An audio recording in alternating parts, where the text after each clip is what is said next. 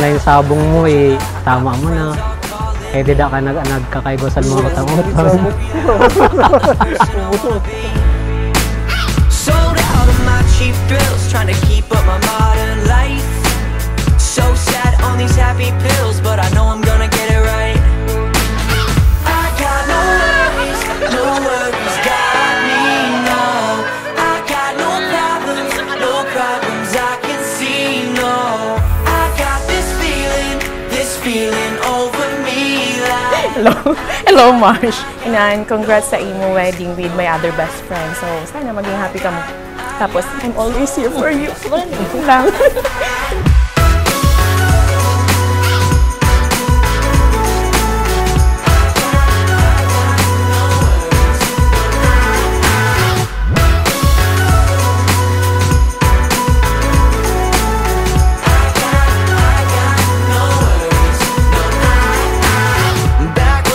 Nagkakilala kami ni Eton sa fire drill sa DBT.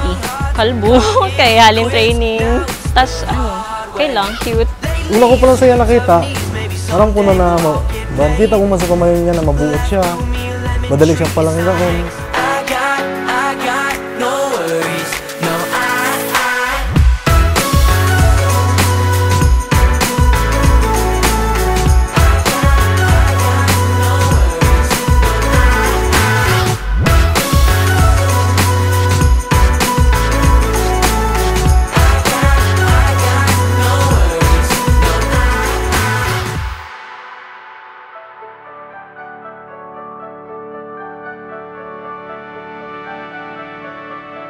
Ang pagpalangga niya sa akon waran boundaries na doon nakita niya na akon ibahan na side. Grabing pagtiyaga niya sa akon, grabing pagpasensya niya kag dili man siya nagatugot na magtapos ang adlaw na dili kami okay. Lalo na ginapasuportaran niya ako, may ginasabi ako sa'yo, may ginaopen ako sa iya. Very supportive siya. Hindi niya ako ginapabayaan. Pag ma-desisyon ako, supportaran niya ito na ano man ang mangyari sa desisyon ko. Adagya po siya. Mark Jason, tandaan mo, diri perfecto na asawa si Kathleen May. Kathleen May, diri perfecto na asawa si Mark Jason. Mag-abot ang panahon na nusad sa aton, sa iyo, magapurbaran, magakulang, magkakasala, matutumba. But I hope kung mag-abot ina ng mga adlaw, maaram na kamo sa klase sa pagkamot, nagusto sa bahal ng Ginoo, matinios, yan may nagapatawad, nagapakumbaba, dili nagasuko, maato gayon sa ngaran sa pagkamot.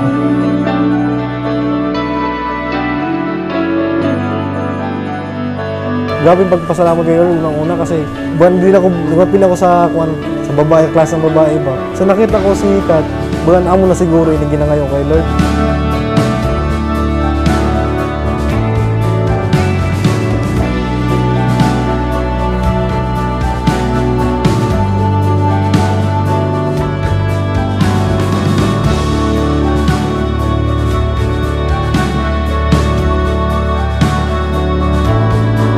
Kathleen May, nagdali ka ba sa sarili mo na kagustuhan abot magsumpa na ikaw mamuot kag magaserbi sa imo asawa?